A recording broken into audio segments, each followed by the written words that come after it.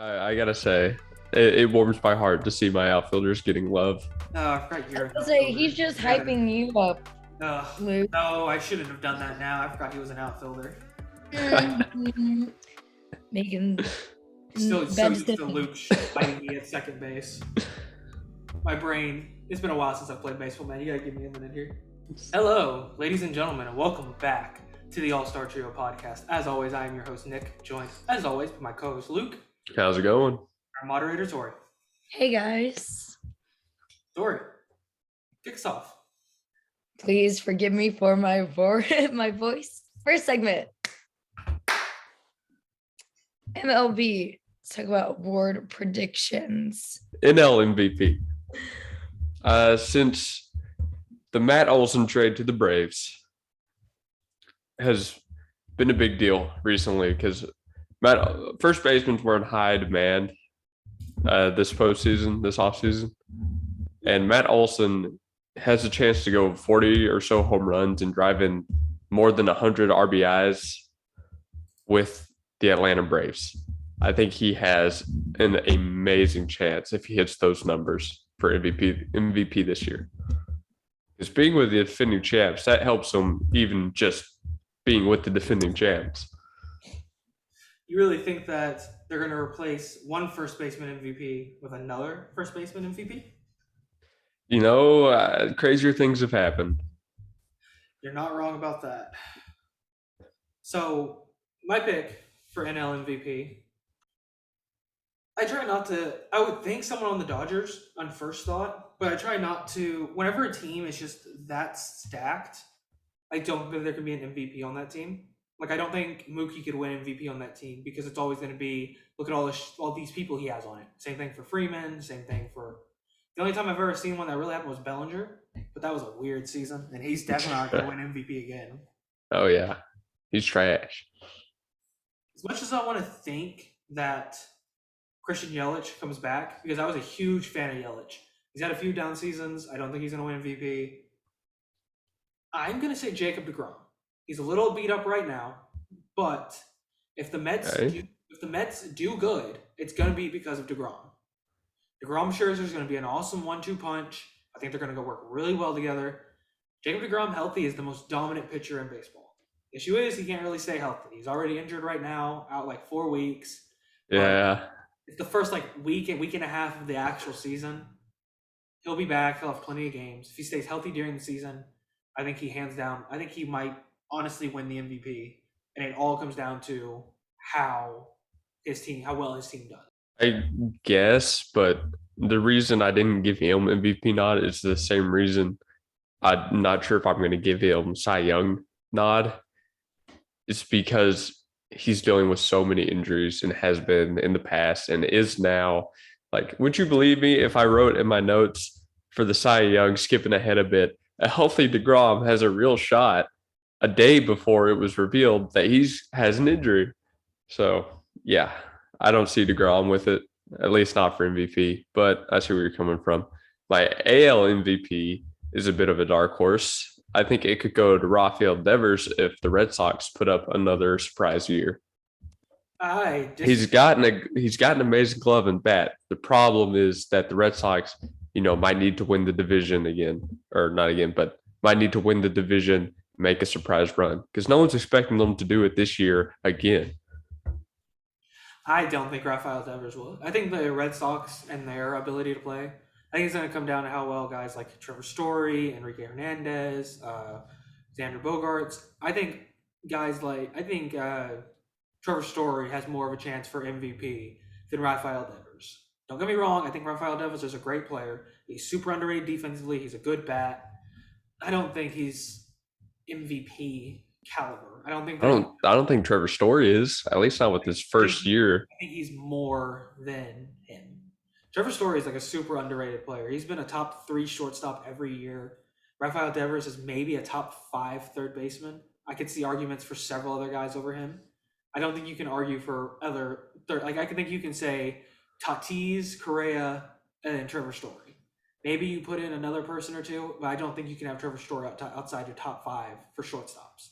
And how dominant that position is, how important it is for a team. He's going to play second base this year, even though he shouldn't. but I still think it's the same thing. My guy for AL MVP this year, speaking of how good shortstops are, I think Corey Seager might actually surprise a lot of people on the Rangers. A little bit of bias for me there. He's more of my watch this guy play. He's been doing incredibly well in spring training. He's hitting a lot of home runs. He's got all on the Dodgers. He was kind of overshadowed. He's another one of those guys that could be a top 5 shortstop. The Rangers, he's got Marcus Semien, and that's it. The Rangers lineup is not great. As a Rangers fan, I will say that. But he's one of those Not guys yet. think Rebuild of the century. long chance at winning MVP. Another guy that I think could really have a stupid good season. The White Sox and what's his name? Their center fielder. I'm drawing a blank at his name right now. Luis Robert. He was super underrated last season. He's been super underrated. He's doing really well in spring training. Another player that I've seen do really well. He's a great defender. He's great defensively. The White Sox division is super easy to win. I think that if the White Sox do super well and he puts up some good stats, I think we could see Luis Robert win MVP this year. Him and Corey Seager are my 2 guys that I'm really looking at for AL. Okay, that's interesting. Of course, now we're going to get roasted because neither one of us said Shohei Ohtani, Mike Trout. Well, I mentioned this to you in the break. I think honestly the AL MVP is just Ohtani versus blank. I think that's the biggest competition. Guerrero could be doing really good. There's a lot. I think the AL MVP is a lot more contested than the NL MVP. It was last year. Oh, definitely. I think definitely. Because last year, I think same thing for the NL. Bryce Harper could win it. Juan Soto could win it. Of course they could. But I think the more interesting thing about the NL is the fact that all our MVP candidates are all in the same division in the NL East. Yeah. All right, award predictions for AL Cy Young. Anybody but a Yankee. Let's smash on Garrett Cole again. Anybody but a Yankee. We're hating on Garrett Cole again? Is that what we're doing? All the time. Anyone but a Yankee. Lance Lynn is a guy that I think could win it again. He's been 3rd in Cy Young for 3 straight seasons. It's about time he gets it. If Ohtani takes a step up, I think Ohtani. If Ohtani wins the Cy Young, he wins the MVP because he's going to hit 40 home runs. Yeah. So he wins the Cy Young, he wins MVP hands down. He's already got a special rule named after him. What else can you get? Let's go Verlander. Let's go Astros. Okay. In reality, coming off of anybody but a Yankee or an Astro. There we go. Don't worry, no one on the Red Sox will win, so I don't have to worry about that. Verlander coming off injury, I doubt it. Lance McCullers is hurt right now, but I think he's 5th in the fan votes for Cy Young. I'd love if he got it. Framber Valdez last year did really good. Luis Garcia. If any of those guys win it, I'll be happy. I could care less. Okay, so my turn for AL Cy Young, right? Have you heard of this man named Robbie Ray? Seattle? Yeah, I've heard of him. If Seattle makes an amazing run this year, which a lot of people are saying they might. They won't. They might. Their roster's terrible. I don't They think might. for them. It's because they were that America's team last year because everyone was hoping that they would make the playoffs because they haven't done it in so long. It was a give it to them. Come on, do it one time. Get it. Come on, get it, Seattle. And then they didn't. Seattle's really built for disappointment. I'm actually going to do a video about them later about how bad their roster is. Oh, really? Okay. I will do it too. Speaking of which, you guys should go follow us on TikTok. You can look forward now to this Seattle video that I'm going to do. What a transition right there. Maybe if we get some follows, maybe Luke will actually post on TikTok. I'm working on it. He'd rather edit TikToks for me instead of actually make one. To be honest, I'm working on everything but that right now. So I don't blame you. I've been working on a lot, and I do. I blame you completely. Get it together, Luke. See, I apologize because I haven't been posting on our social media like I'm supposed to. Back to the topic at hand. NL Cy Young. Like I said, I've already said my piece about DeGrom. All right. I don't know if he's going to be healthy. If it's not him, it could go to his boy Max Scherzer, or it could go to Corbin Burns. I I could see think him getting it back in Milwaukee if he has a similar season. I think that those other two are real good contenders because at this point, who knows if DeGrom will even finish the season? Good point. So I'm gonna go with Jacob DeGrom as my number one. I still think he has it. I think he'll win it hands down if he stays healthy. That's what all it comes down to. If he stays healthy, he will win it. But I do agree about Corbin Burns. It does help with that division. Offensively, that division is just terrible. The Cubs aren't great. The Reds got worse. Pirates are the Pirates. The Cardinals could be good. I think the Cardinals could maybe be good, but that's 1 out of 5 teams. 1 out of 4 that they have to face.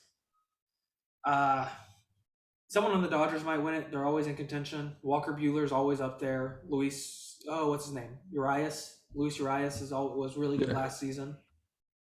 But my vote's still Jacob DeGrom, Max Scherzer behind him.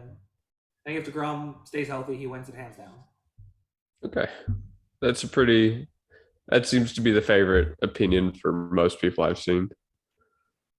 The question is, will he be healthy? That's an amazing question. Most surprising player prediction. All right. You mentioned his name earlier, Tanner Houck.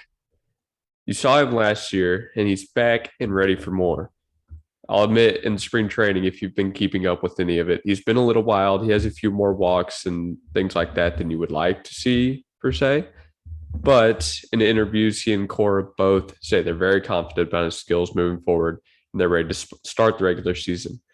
Houck had very impressive wins over Tampa Bay in the ALDS last year, and he was a big part of why the Yankees lost to the Red Sox in the wild card game, which got the Red Sox to that ALDS series. So I think this could be a big year for Houck behind guys like Nasty Nate.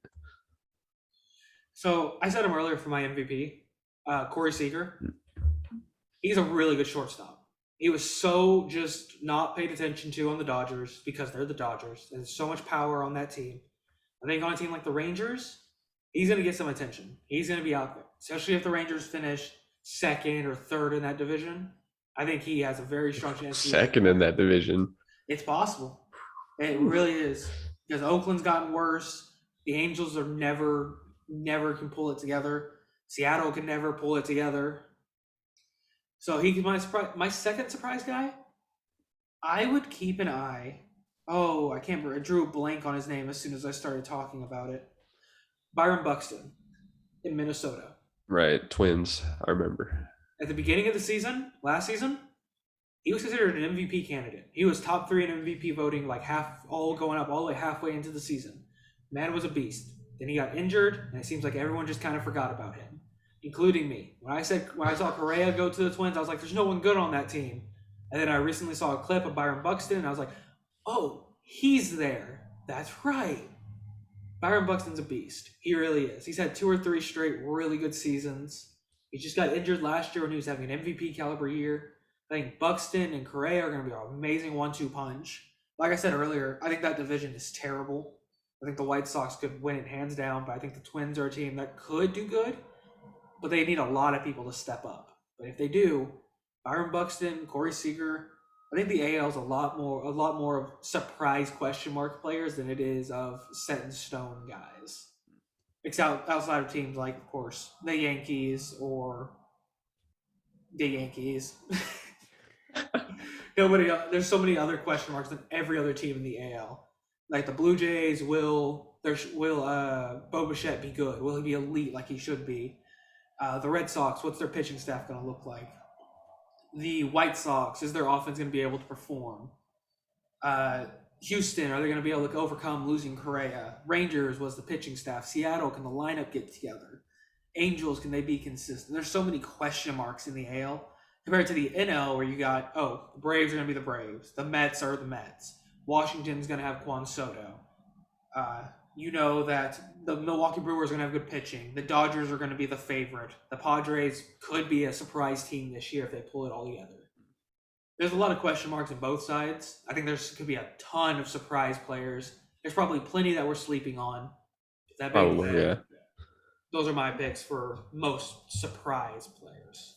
That being said, I wrote to say, what's with the outfielder love from you today? I like outfielders, man. Okay. Infielders get a lot of love because of all the highlight plays that they have to make. Recently, you see an outfielders have to be like elite defensively or an amazing bat. For infielders, you really don't have to be either one. I feel like you just have to have one. Like we see Matt Chapman, questionable bat, great defense. My equal to Matt Chapman, Billy Hamilton, one of the fastest guys in the league. There was a highlight of him yesterday robbing a home run on the fence. There's never any questions about his defense. He just cannot hit the ball for crap. The difference is Chapman just got a huge contract he got traded to the Blue Jays, got a big contract, and Billy Hamilton, nobody even knew he was in Seattle. I didn't even know he was on Seattle. But I gotta say, it warms my heart to see my outfielders getting love. I forgot you're I'll say he's just hyping you up, Luke. No, I shouldn't have done that now. I forgot he was an outfielder. Making Still bad used to decisions. Luke fighting me at second base. My brain, it's been a while since I've played baseball, man. You gotta give me a minute here. Most disappointing player predictions. All right. How big an explanation do you have for this?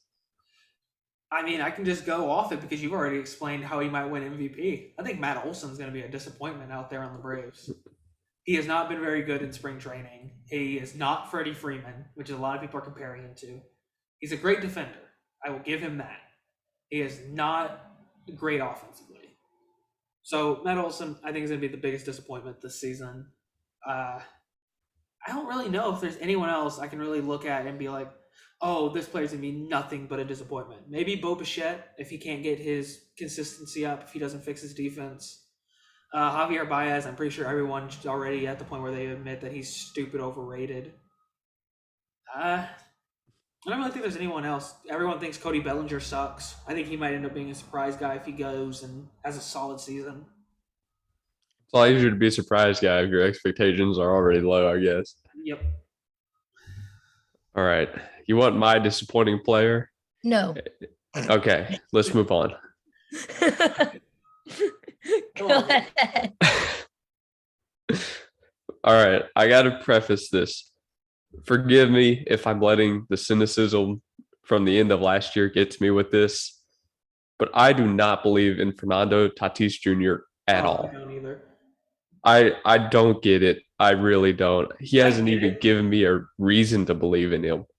He really has. He finished like third in MVP voting last year after being injured.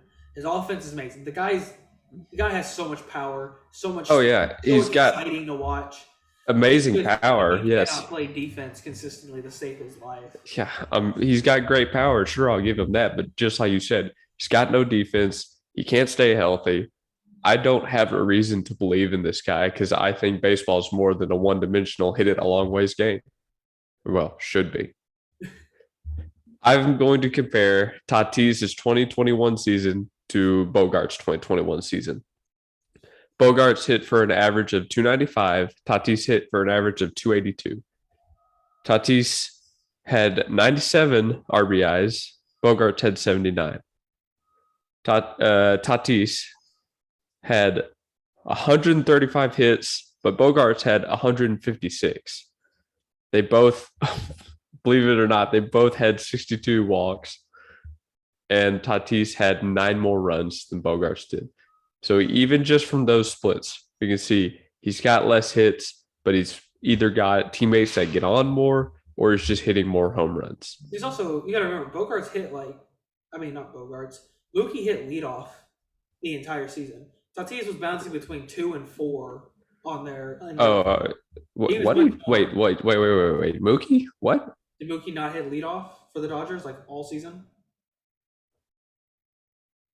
What does that have to do with RBI. Tatis or For the RBIs. You said. what are you talking about? You said that Tatis has more opportunities for like better teammates getting him in, scoring and stuff. Yeah, on San Diego. Yes.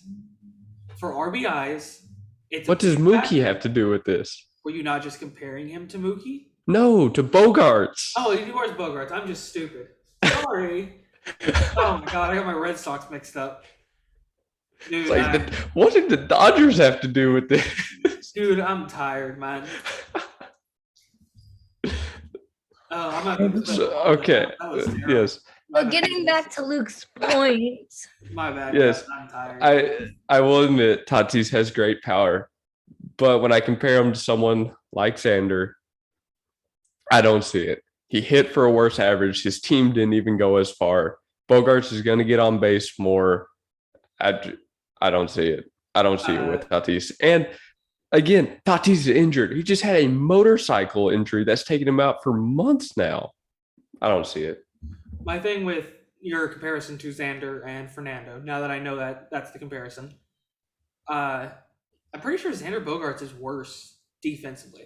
I think Tatis has more errors, but I think actually like defensive runs saved, fielding percentage, if I'm not mistaken, I think Tatis is better because of his speed, his athleticism. All those are better than Bogarts. Give me. I don't know. Literally, the page I'm looking at, which is Baseball Reference, is a great page. I can't find defensive splits on here. Tatis had more errors easily. I know he had more errors. I don't think his actual defensive run saved. Yeah, I'm pretty sure Tatis was like third in the league in errors, but I think Xander. He also had he had a worse fielding percentage. Okay. Yeah, no, I'm not sure about the validity of that one. I might have to research this more later. All right, but yeah, disappointing player, Tatis. Yeah. Next segment. College basketball. Let's talk about men's Final Four predictions. Let's start with Villanova versus Kansas. Who? I don't know. Villanova? Villanova? Villa? I thought it was Villa. Villa. Spanish. Villanova.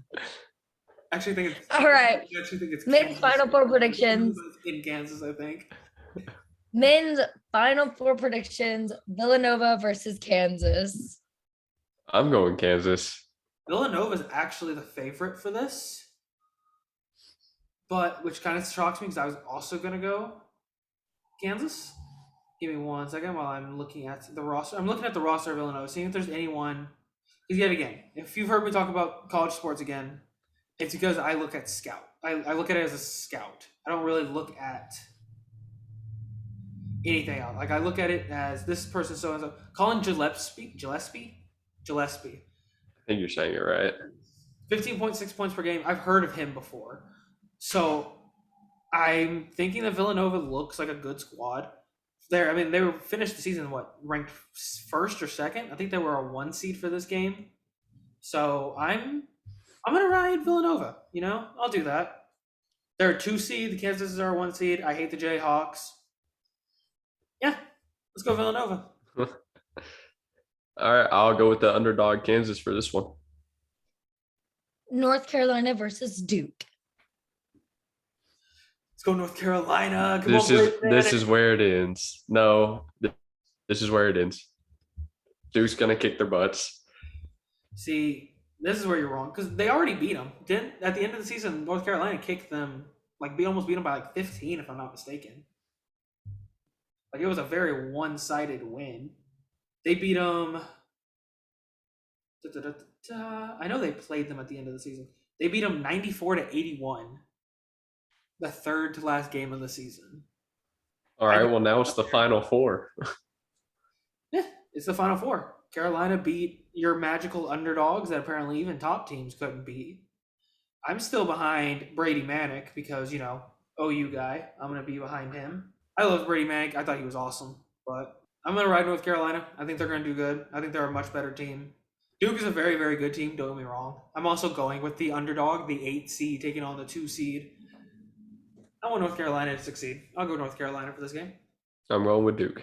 Now to talk about women's final predictions, UConn versus South Carolina.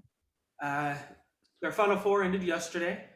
I had the scores up and then I took them down from my screen because I don't pay attention. But so UConn ended up beating Oh man, I wish my computer wasn't stupid. Luke, talk. All right, I'll talk about the other side since you're looking that up. South Carolina beat Louisville 72-59, and I can tell you right off the bat that that was a larger margin than UConn won by. Yes, UConn won 63-58.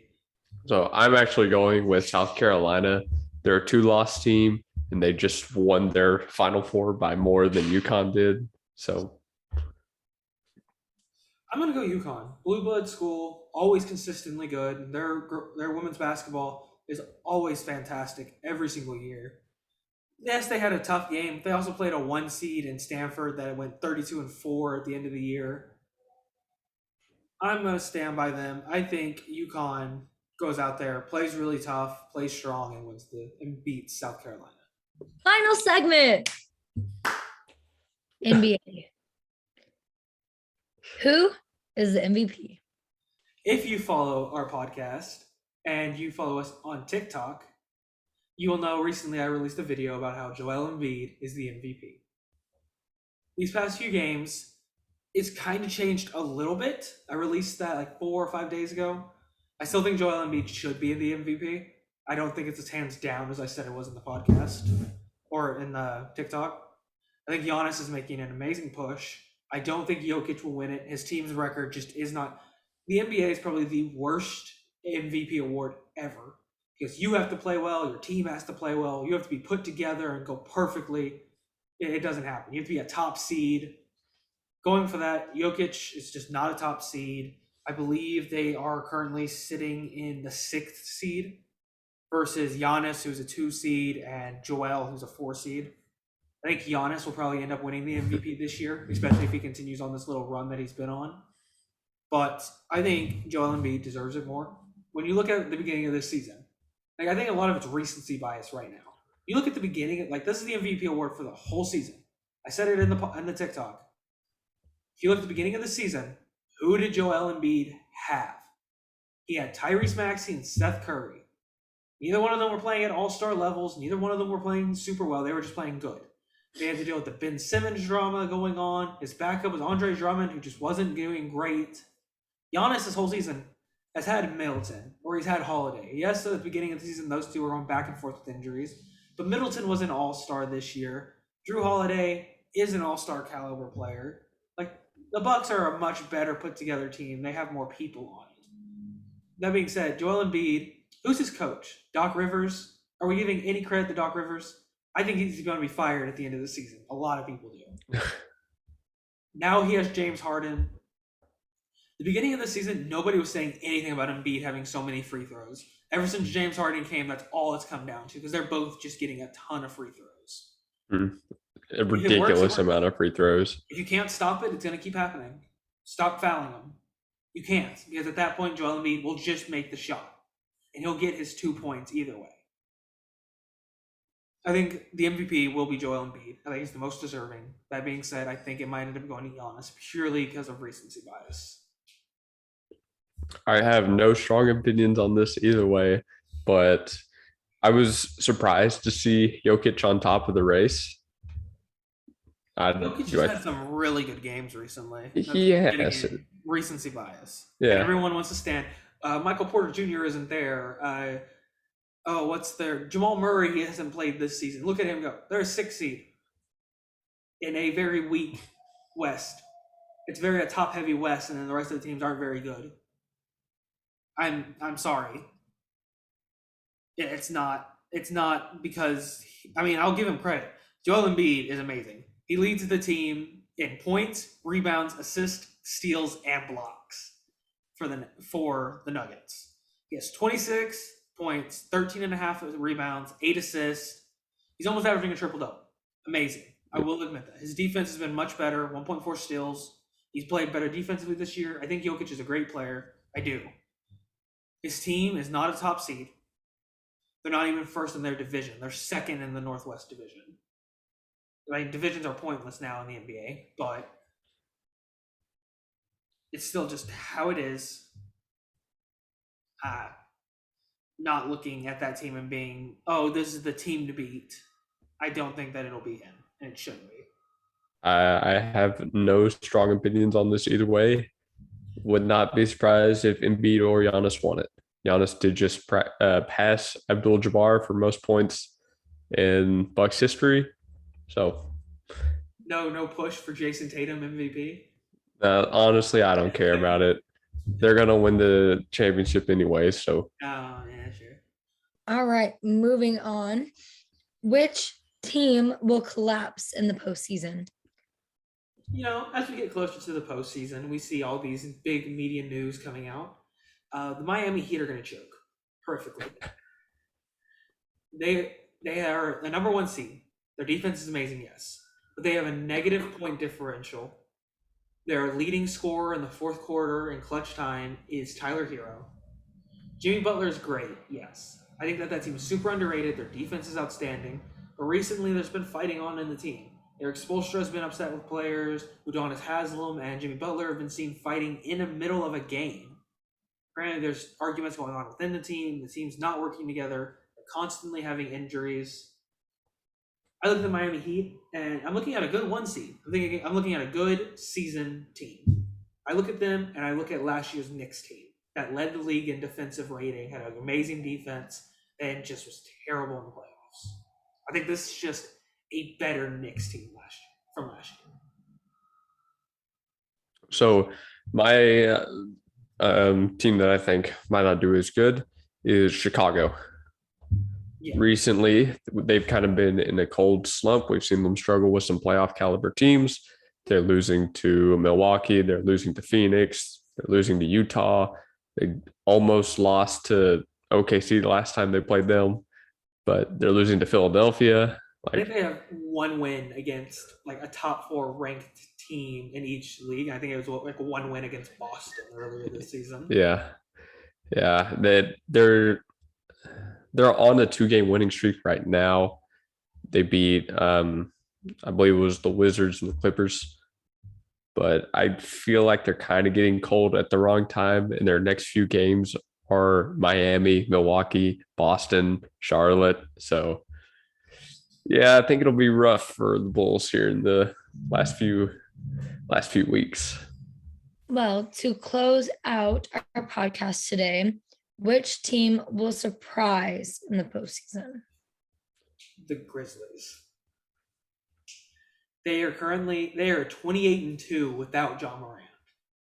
That is amazing. Their depth is outstanding. Their coaching is amazing. I believe it was their last game. They played with one starter, which was Zaire Williams, who's not really much of a starter. And they beat a fully healthy Suns team, 122-114. This is Chris Paul, Devin Booker. All of their starters on the Suns are out there. I think maybe DeAndre Ayton wasn't out there. I could be wrong about that. I'm looking at it right now. No, Ayton was out there. Chris Paul, D. Booker, Miles Bridges, Jay Crowder, DeAndre Ayton. No, all their starters were out there. And the Grizzlies ran out there with Kyle Anderson, Dylan Brooks, Xavier Tillman, DeAnthony Melton, and Zaire Williams. And they won the game. 30 points for Dylan Brooks to cap off the team. This team is so good depth-wise. I keep seeing people saying they're going to choke in the playoffs. They're going to be bad. John Morant last year in the playoffs was outstanding. I think he had like a 40, 50-point game against Golden State. Ja loves the spotlight. He'll come back healthy. He'll come back rested. This team is obviously showing that they're amazing depth-wise. I think the Grizzlies are going to be outstanding in the playoffs, and I would not be surprised if they beat out teams like the Suns and go all the way this year. So the problem for me with choosing a team was like, who do I choose as a surprise this year? Is it the Grizzlies at the whatever they are, 2 seed? 2 seed. Is it Boston at the Boston or Philadelphia with their amazing lineups at 3 and 4? Is it someone in the West who's been up there all season long? Like the Lakers are gonna win it. As if. No, I actually went with the Nets purely because they're ranked so low right now. That's literally the only reason, because I wouldn't even call this a surprise team. No, they're favored to win whatever playoff game they go in as the 8th seed. Yeah, the only thing that surprised me is that somehow Kyrie and KD haven't missed a step. Dude, I'm pretty sure I think currently looking at the seeding, they'll play Cleveland in the play-in game. If they beat Cleveland, I believe they'll be the top play-in spot. They end up playing the 1 seed, if I'm not mistaken. That's how that works. So I can't remember. They're either going to end up playing Miami or Milwaukee. Milwaukee just beat them. Giannis showed that he can hit clutch threes now, which, God. And if they play Miami, I think they'll beat Miami. I think the defense of Miami is not going to matter over the offensive firepower of Brooklyn. But we'll see. It's going to be an interesting playoff. Yeah. Not sure I would say that's a surprise, but All right. Well, if that's everything we have, thank you, ladies and gentlemen, for listening to the All-Star Trio podcast. You can find us on Spotify, iHeart, and YouTube every week. We will be out there around noonish for the podcast for Spotify and iHeart, and usually a day or two after for YouTube whenever Luke can finish up editing.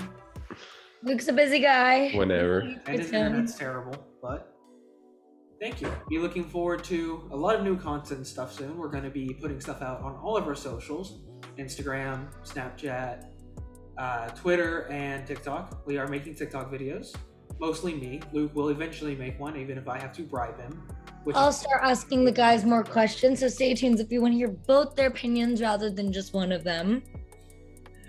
So, thank you for listening, and I hope you have a good one. Peace. See ya. Podcast